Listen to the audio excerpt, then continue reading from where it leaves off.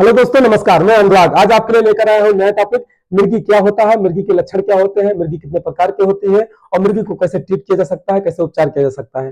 दोस्तों, अगर आप इस चैनल पर नए हैं तो अनुराग यादव मास्टरमाइंड चैनल को सब्सक्राइब करें। मैं आपके करियर को ग्रो करने के लिए बेहतरीन जानकारी देता रहूंगा।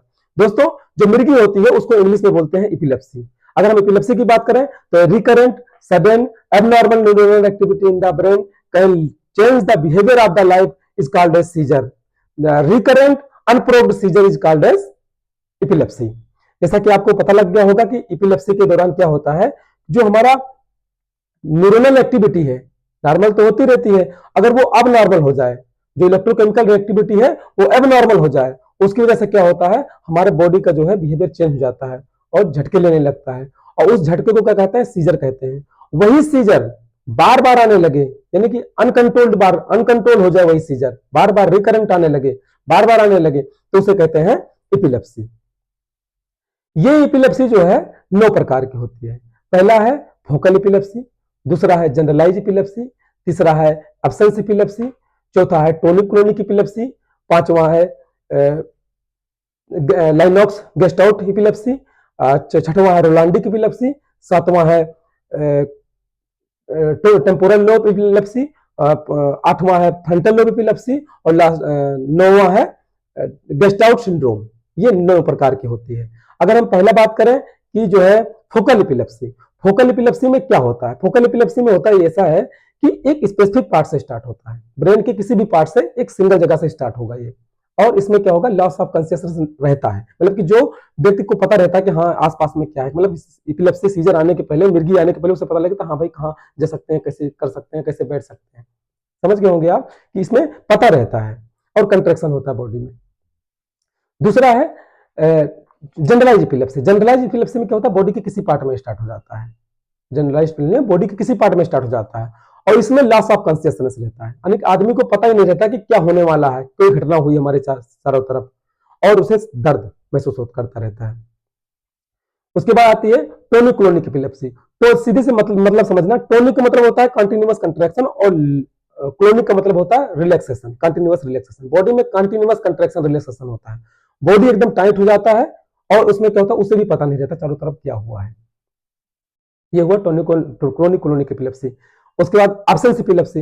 एब्सेंस एपिलेप्सी में क्या होता है कि आदमी को पता नहीं रहता है कि चारों तरफ क्या हुआ है और किस रीजन से हमें एपिलेप्सी आया हुआ है, और उसके बॉडी में भी पेन रहता है और वो कंफ्यूज रहता है। ये जो है ये एब्सेंस एपिलेप्सी के लक्षण है। बाकी जो भी रिमेनिंग बचते हैं सबके जो सिम्टम्स हैं सेम है। लॉस ऑफ कॉन्शियसनेस, मतलब आपको पता नहीं रहेगा, कंट्रैक्शन रिलैक्सेशन बॉडी में खूब होगा, खूब सीजर आएगा। उसके बाद जो है जो बॉडी होता है उसमें किसी में स्टिफनेस रहता है, किसी में स्टिफनेस नहीं रहता। तो ये लक्षण है इसके एपिलेप्सी के। एपिलेप्सी कितने कारणों से होता है, एपिलेप्सी के जो 10 कारण हैं जो सर्च करके बताए गए हैं। पहला है जेनेटिक्स का, जेनेटिक्स का है मतलब कि माता पिता भाई बहन किसी में हुआ है ऊपर, तो उस जेनेटिक्स वाइज आपको एपिलेप्सी होने के चांसेस हैं। दूसरा है इन्फेक्शन। इन्फेक्शन में क्या होता है, जो हमारे ब्रेन का कवरिंग है उसे मेनिंजेस बोलते हैं, और उस मेनिंजेस में कहीं भी इन्फेक्शन है उसकी वजह से आपको एपिलेप्सी हो सकती है, मिर्गी आ सकती है उसकी वजह से। तीसरा है स्ट्रोक। स्ट्रोक में क्या होता है, जैसे आप कहीं जा रहे हैं, बाइक चला के जा रहे हैं या कहीं आप लड़ जाते हैं किसी से, तो उसमें स्ट्रोक हो जाता है, स्ट्रोक की वजह से हमारे ब्रेन में कोई इन्फेक्शन हो सकता है, उसकी वजह से आपको एपिलेप्सी हो सकती है। उसके बाद फोर्थ आता है ट्यूमर। अगर बॉडी ब्रेन में कहीं पर भी ट्यूमर है, कहीं भी कोई गड्ढा क्या कहते हैं छोटा सा क्लोट है, या कह सकते हो कि कोई गांठ है, उसकी वजह से आपको, ट्यूमर्स की वजह से आपको एपिलेप्सी हो सकती है। फिर तो होता है हमारा कि क्या कहते हैं कि न्यूरोलॉजिकल डिसऑर्डर, जैसे कि बहुत सारे पेशेंट हैं जिनको मल्टीपल स्क्लेरोसिस बीमारी है, या सिजोफ्रेनिया की बीमारी है, या अल्जाइमर डिसीज है, इन डिसीजों की वजह से एपिलेप्सी हो सकती है आपको। उसके बाद टॉक्सिसिटी, आपको कोई खाने से परहेज है, या कोई ज्यादा चीजें खाना खा लेते हो, या कोई टॉक्सिक मटेरियल ले लेते हो, उसमें से अल्कोहल वगैरह ले लिया, या स्मोकिंग वगैरह करते हैं, उस वजह से आपको जो है एपिलेप्सी आ सकती है, मिर्गी आ सकती है। Brain development. ब्रेन डेवलपमेंट में क्या होता है कि जैसे बच्चा पैदा होता है तो उस दौरान क्या होता है, कभी कभी देखा होगा किसी का ओंठ कटा रहता है, किसी की नाक कटी रहती है, किसी का कान कटा रहता है, वो ब्रेन का डेवलपमेंट सही तरीके से नहीं हो पाता है। इस कारण से आपको वो जो पैदा होता है उस बच्चे में चांसेस होते हैं एपिलेप्सी के।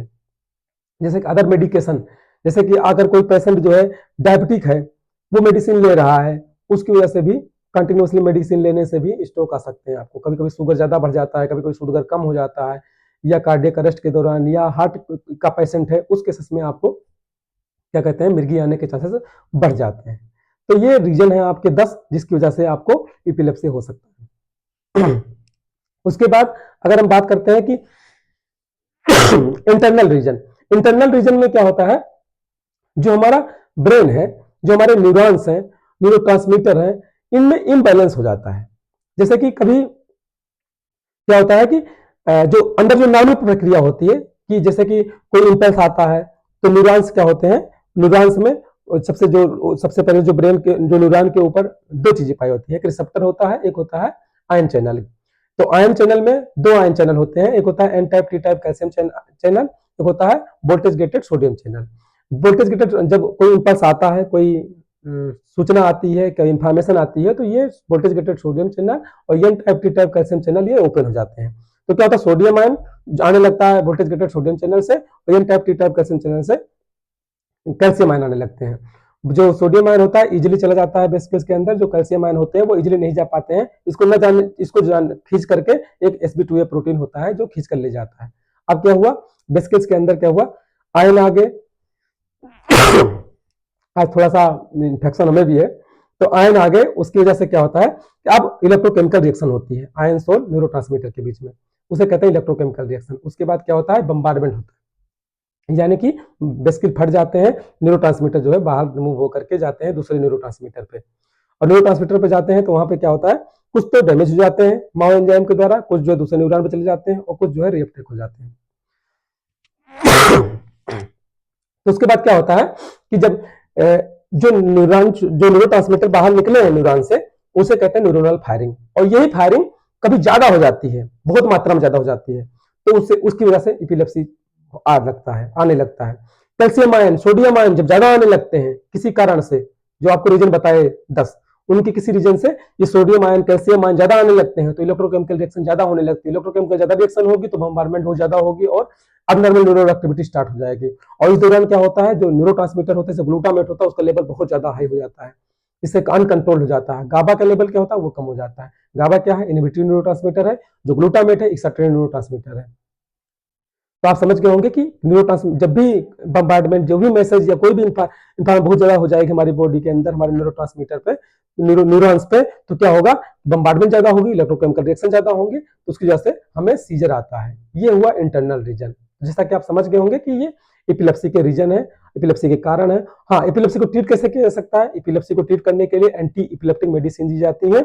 उसके लिए आपको डॉक्टर से संपर्क करना होगा, डॉक्टर आपको एंटी एपिलेप्टिक मेडिसिन देगा, जैसे कि एंटी एपिलेप्टिक मेडिसिन में जैसे कि ब्रेविरासिटाम, लेवेट्रासिटाम, कई तरह की मेडिसिन दी जाती हैं। तो इस समय जो है एआई के थ्रू, आर्टिफिशियल इंटेलिजेंस के थ्रू भी हमारे ब्रेन के अंदर से ट्यूमर्स वगैरह रिमूव किया जाता है, और भी कई टेक्निक है जिसके थ्रू जो है एपिलेप्सी को ट्रीट किया जा सकता है। तो दोस्तों, ये रहा आज का टॉपिक। जैसा कि आपको बताया, आपको ये वीडियो अच्छा लगा हो तो लाइक करिएगा, सब्सक्राइब करिएगा। मैं आपको मिलता हूँ नेक्स्ट वीडियो में ब्रेक के बाद। Thank you.